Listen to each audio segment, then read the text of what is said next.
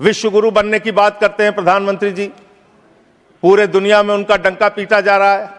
Epstein file की चर्चा हो रही है। भारत के प्रधानमंत्री को आरोपित किया गया। एक विकृत यौन मानसिकता के सजायाफ्ता अपराधी का जिक्र इस संसद के पावन पटल के ऊपर करना इनकी विकृत और विक्षिप्त मानसिकता का प्रतीक है। अरे भाई, भारत के प्रधानमंत्री पे आरोप लग रहा है। आप लोग उस आरोप का जवाब नहीं देना चाहते। भारत के प्रधानमंत्री पे आरोप लग रहा है। ना कोई ईमेल है, ना कोई मैसेज है, ना कोई फोन कॉल है। बात कर लें विदेश नीति की। विश्व गुरु बनने की बात करते हैं प्रधानमंत्री जी। पूरे दुनिया में उनका डंका पीटा जा रहा है। हमने देखा किस तरह से अमेरिका से भारतीयों को हाथ में हथकड़ी, पैरों में बेड़ी बांध के अमृतसर पहुंचाया गया।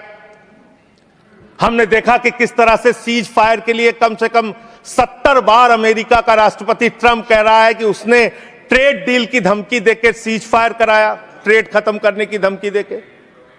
हमने देखा कि किस तरह से चीन यह कह रहा है कि वो सक्सगाम में निर्माण कार्य करेगा और आपकी पार्टी के दफ्तर में उनके प्रतिनिधि मीटिंग कर रहे हैं। उसी दिन वो बयान दे रहा है, बीजेपी के दफ्तर में वो लोग मीटिंग कर रहे हैं, उसी दिन चीन का बयान आ रहा है कि हम सक्सगाम घाटी में निर्माण कार्य करेंगे, पुल बनाएंगे, सुरंग बनाएंगे। आपकी विदेश नीति क्या है? बांग्लादेश में हिंदुओं की हत्याएं हो रही हैं, उस पर आप खामोश रहते हैं, चुप रहते हैं, बोलते नहीं है।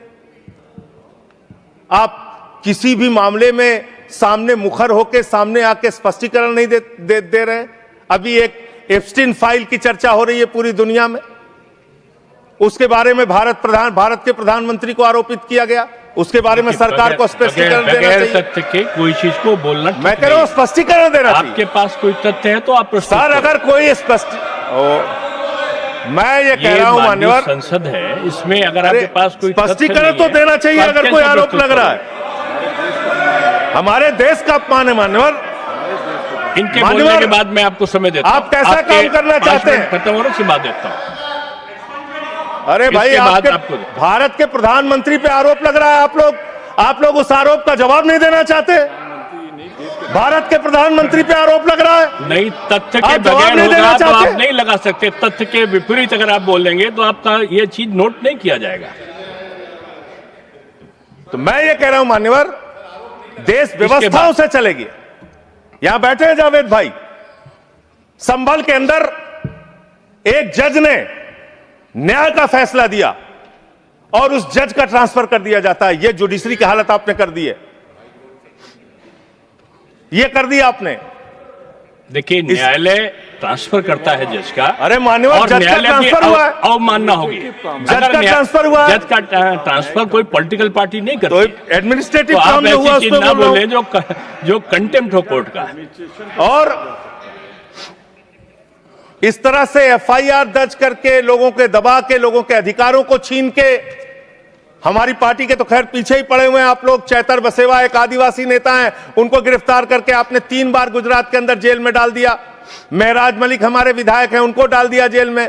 हम लोगों को तो जेल भेज ही चुके। आप रोज मुकदमा लिखते रहते हैं, एफआईआर लिखते रहते हैं। धन्यवाद। सुधांशु त्रिवेदी जी, एक मिनट में फाइल का जिक्र हुआ। एक विकृत यौन मानसिकता के सजायाफ्ता अपराधी का जिक्र इस संसद के पावन पटल के ऊपर करना इनकी विकृत और विक्षिप्त मानसिकता का प्रतीक है।